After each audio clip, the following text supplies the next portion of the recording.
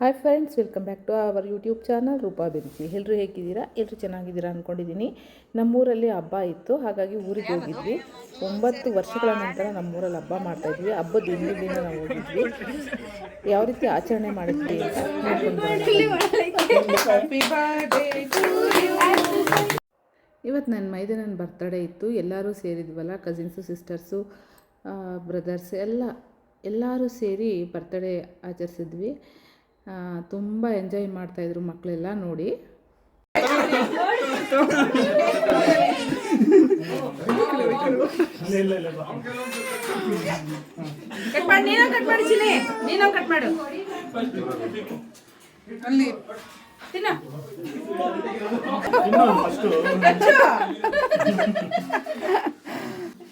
ನೀನು ತಿನ್ಸು ಪಪ್ಪಗೆ.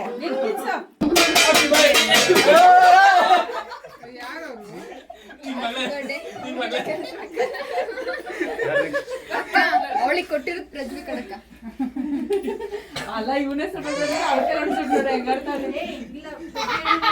ಹೆಂಗ್ ಗೊತ್ತಾ? ಹೊಗಳಿದ್ರೆ ನಾನು ಹೇಳ್ಕೊಟ್ಟಿದ್ದೆ ಅಂದಕ್ಕೆ, ಬೈದ್ರೆ ಅಪೇಕ್ಷೆ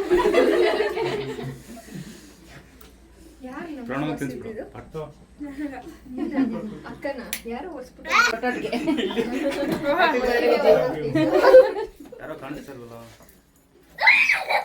ಇಲ್ಲೇ ಇಲ್ಲೇ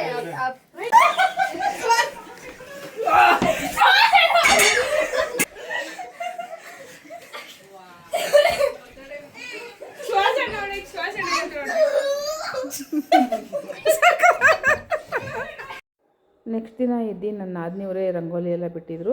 ಅದಕ್ಕೆ ನಾವು ಕೆಮ್ಮಣ್ಣೆಲ್ಲ ಅಲಂಕಾರ ಮಾಡ್ತಾಯಿದ್ದೀವಿ ಅಷ್ಟೇ, ನಾನು ನನ್ನ ತಂಗಿದಿರು. ಎಲ್ಲ ಆದಮೇಲೆ ಸ್ನಾನಗಳು ಮಾಡಿಕೊಂಡು ಟಿಫನ್ ತಿಂದ್ಕೊಂಡು ಅಡುಗೆಗೆ ಅಂತ ರೆಡಿ ಮಾಡ್ಕೊತಾ ಇದ್ದೀವಿ. ತಂಬಿಟಾರ್ತಿನ ನನ್ನ ತಂಗಿ ಮಗಳು ಮತ್ತು ನನ್ನ ನಾದಿನಿ ತೊಗೊಂಡೋದ್ರು. ನಾವಿಲ್ಲಿ ಈ ಕಡೆ ಅಡುಗೆ ಮಾಡ್ಕೊಳ್ಳೋಣ ಅಂತ ರೆಡಿ ಮಾಡಿಕೊಂಡು ಅಡುಗೆ ಮಾಡ್ಕೊತಾ ಇದ್ದೀವಿ. ಒಂದು 20 kg ಅಷ್ಟು ಮಟನ್ನು ನಾವೇ ಕೂಡ ಅಡುಗೆ ಮಾಡ್ಕೊಂಡ್ಬಿಡ್ತೀವಿ. ಅಂದರೆ ನಾನು ನನ್ನ ಅಕ್ಕ ತಂಗಿದಿರೆಲ್ಲ ಸೇರಿಸಿ ಅಡುಗೆ ಮಾಡ್ಕೊಂಡ್ಬಿಡ್ತೀವಿ. ಭಟ್ರಿಗೆ ಹೇಳ್ತಾಯಿದ್ರು, ಆದರೆ ಈ ಸರಿ ನಾವೇ ಮಾಡೋಣ ಅಂತ ಎಲ್ಲ ಪ್ರಿಪ್ರೇಷನ್ ಮಾಡಿಕೊಂಡು ನಾವೇ ಅಡುಗೆ ಮಾಡಿದ್ವಿ. ಅಡುಗೆ ಅಂತೂ ತುಂಬ ಚೆನ್ನಾಗಿತ್ತು, ತುಂಬ ಟೇಸ್ಟಿಯಾಗಿತ್ತು. ಬಂದವರೆಲ್ಲ ತುಂಬ ಚೆನ್ನಾಗಿ ಅಡುಗೆ ಮಾಡಿದ್ದೀರಾ ನೀವು ಅಂತ ಹೇಳ್ತಾಯಿದ್ರು. ತುಂಬ ಖುಷಿ ಆಗ್ತಾಯಿತ್ತು ನಮಗೆ. ಯಾರೆಲ್ಲ ನಿಮ್ಮ ಮನೆಗಳಲ್ಲಿ ನೀವೇ ಅಡುಗೆ ಮಾಡ್ತೀರಾ ಕಾಮೆಂಟ್ ಮಾಡಿ ಹೇಳಿ. ಮಟನ್ ಸಾಂಬಾರಿಗೆ ಒಗ್ಗರಣೆ ಹಾಕ್ಕೊಂಡು ಉಪ್ಪು ಅರಿಶಿನ ಹಾಕ್ಕೊಂಡು ಚೆನ್ನಾಗಿ ಫ್ರೈ ಮಾಡ್ಕೊತೀವಿ ಮಟನ್ನ. ಆಮೇಲೆ ಧನಿಯಾ ಪೌಡರು, ಚಿಲ್ಲಿ ಪೌಡರ್ ಎಲ್ಲ ಹಾಕಿ ಮಟನ್ ಬೇಯೋವರೆಗೂ ಬೇಯಿಸ್ತೀವಿ. ಕುಕ್ಕರಲ್ಲೆಲ್ಲ ಏನು ಕೂಗ್ಸಲ್ಲ. ನಂತರ ಪಕ್ಕದಲ್ಲಿ ಮಟನ್ ಬೇಯ್ತಾ ಇದ್ದಂಗೆ ಈ ಕಡೆ ಚಿಕನ್ ಮಾಡ್ಕೊಳ್ಳೋಣ ಅಂತ ಅಂದ್ಬಿಟ್ಟು ಒಂದು 10 kg ಚಿಕನ್ ಕೂಡ ಚಾಪ್ಸ್ ಮಾಡ್ಕೊಳ್ಳೋಣ ಅಂತ ಮಾಡ್ಕೊತಾ ಇದ್ದೀವಿ. ಮಧ್ಯದಲ್ಲಿ ಸ್ವಲ್ಪ ಟೀ ತೊಗೊತಾ ಟೀ ಕುಡ್ಕೊಂಡು ಮಾತಾಡ್ಕೊತಾ ಇದ್ದೀವಿ ಎಲ್ಲರೂ.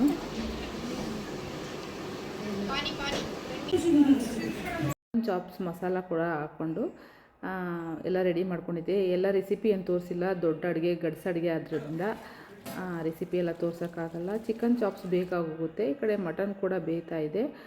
ಆ ಕಡೆ ಚಿಕನ್ ಚಾಪ್ಸ್ ಆಗಿದ ತಕ್ಷಣ ಅನ್ನಕ್ಕೆ ಇಟ್ಕೊಂಡಿದ್ವಿ. ಅನ್ನ ಕೂಡ ಮಾಡ್ಕೊಂಬಿಡೋಣ ಸಾಂಬಾರು ಆಗೋಷ್ಟರಲ್ಲಿ ಅಂತ. ನಂತರ ಬಂದವ್ರಿಗೆಲ್ಲ ಜ್ಯೂಸ್ ಕೊಡಬೇಕಲ್ಲ. ಮನೆಯಲ್ಲೇ ಫ್ಯಾಷನ್ ಫ್ರೂಟ್ ಗಿಡ ಹಾಕಿದ್ರು ನಮ್ಮ ನಾದಿನಿಯವರು. ಅದರಲ್ಲಿ ಹಣ್ಣುಗಳೆಲ್ಲ ಕಿತ್ಕೊಂಡು ಜ್ಯೂಸ್ ಮಾಡೋಣ ಅಂತ ರೆಡಿ ಮಾಡ್ಕೊತಾ ಇದ್ದೀವಿ. ಸಾಂಬಾರು ಅದ್ರ ಪಾಡೋದು ಬೇಯ್ತಾ ಇತ್ತಲ್ವ, ಅಷ್ಟರಲ್ಲಿ ಜ್ಯೂಸ್ ಮಾಡ್ಕೊಳ್ಳೋಣ ಅಂತ ಜ್ಯೂಸ್ ಹಣ್ಣು ಕಿತ್ಕೊಂಡು ಹೋಗ್ತಾಯಿದ್ವಿ. ಇದಕ್ಕೆ ಜ್ಯೂಸ್ ಹಣ್ಣು ಅಂತೇವೆ ಅಥವಾ ಫ್ಯಾಷನ್ ಫ್ರೂಟ್ ಅಂತಾರೆ ಹಳ್ಳಿಗಳ ಕಡೆ. ನಮ್ಮ ಕಡೆ ಎಲ್ಲ ಜ್ಯೂಸ್ ಹಣ್ಣು ಅಂತಲೇ ಅಂತೀವಿ. ಮಾತ್ರ ಸಕ್ಕತ್ತಲ್ಲಿ ಜ್ಯೂಸ್ ಮಾತ್ರ ತುಂಬ ಚೆನ್ನಾಗಿತ್ತು. ಜಸ್ಟ್ ಲೈಕ್ ನಿಂಬೆಹಣ್ಣು ಜ್ಯೂಸ್ ಥರನೇ ಇತ್ತು. ನೀವು ಟ್ರೈ ಮಾಡಿ. ಈ ಕಡೆ ಮಟನ್ ಮುಕ್ಕಾಲು ಭಾಗ ಬೆಂದ ತಕ್ಷಣವೇ ನಾವು ಮಸಾಲೆಗಳನ್ನೆಲ್ಲ ಹಾಕ್ಕೊತೀವಿ. ಮಟನ್ನು ಉಪ್ಪು ಖಾರದಲ್ಲಿ ಚೆನ್ನಾಗಿ ಬೆಂದಿರೋದ್ರಿಂದ ಚೆನ್ನಾಗಿರುತ್ತೆ ಟೇಸ್ಟು. ಮಸಾಲೆ ಎಲ್ಲ ಚೆನ್ನಾಗಿ ಕುದಿದ್ರೆ ಮಟನ್ ಸಾಂಬಾರು ರೆಡಿ. ಈಗ ಜ್ಯೂಸ್ ಕೂಡ ರೆಡಿ ಮಾಡಿದ್ದಾಳೆ ಸುಕೃತ. ಹಾಗೆಯೇ ನೆಕ್ಸ್ಟು ಮುದ್ದೆ ರೆಡಿ ಮಾಡ್ಕೊತಾ ಇದ್ದೀವಿ. ಇನ್ನೇನು ಊಟದ ಟೈಮ್ ಆಯ್ತಲ್ಲ ಅಂತ. ಆ ಕಡೆ ಬೋಟಿ ಗೊಜ್ಜು ಕೂಡ ರೆಡಿಯಾಗಿತ್ತು. ಬೋಟಿ ಗೊಜ್ಜು ಕೂಡ ನನ್ನ ರೆಸಿಪಿ ತೋರಿಸಿಲ್ಲ. ನೆಕ್ಸ್ಟ್ ಟೈಮ್ ನಿಮ್ಗೆ ಬೇಕು ಅಂದರೆ ನಾನು ತೋರಿಸ್ತೀನಿ ಬೋಟಿ ಗೊಜ್ಜು ರೆಸಿಪಿ. ಮುದ್ದೆ ಕೂಡ ಎಲ್ಲರೂ ಮಾಡ್ಕೊತಾ ಇದ್ದೀವಿ. ಒಬ್ರು ಜಡ್ದು ಕೊಡ್ತಾಯಿದ್ರು, ನಾವೆಲ್ಲ ಮುದ್ದೆಗಳನ್ನ ಕಟ್ಕೊತಾ ಇದ್ವಿ. ನೆಕ್ಸ್ಟು ಮೊಟ್ಟೆ ಕೂಡ ಬೇಯಿಸ್ಕೊಂಡಿದ್ವಿ. ಅದ್ರ ಸಿಪ್ಪೆ ಎಲ್ಲ ಬಿಡಿಸ್ಕೊತಾ ಇದ್ದಾಳೆ ಶಿಲ್ಪ. ಇಷ್ಟಾಗೋಷ್ಟರಲ್ಲಿ ಕರೆಕ್ಟಾಗಿ 12:30 ಆಗಿತ್ತು. ಎಲ್ಲ ನೆಂಟರುಗಳು ಕೂಡ ಬಂದಿದ್ದರು. ಅವರಿಗೆಲ್ಲ ಊಟಗಳನ್ನು ಬಡಿಸ್ತಾ ಇದ್ವಿ. ಎಲ್ಲರೂ ತುಂಬ ಇಷ್ಟಪಟ್ಟು ಸಕ್ಕತ್ತಾಗಿದೆ ಅಡುಗೆ ಅಂತ ಹೇಳಿದ್ರು. ತುಂಬ ಖುಷಿ ಆಯಿತು.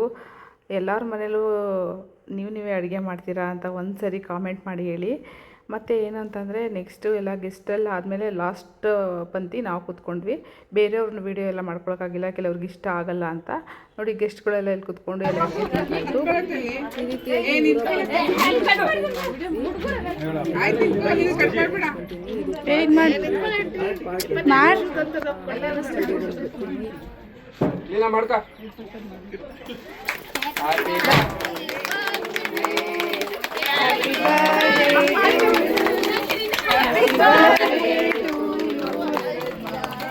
Happy birthday to you.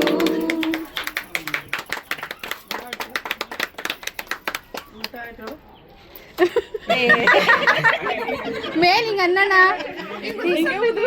ಮೇಲಿಂಗ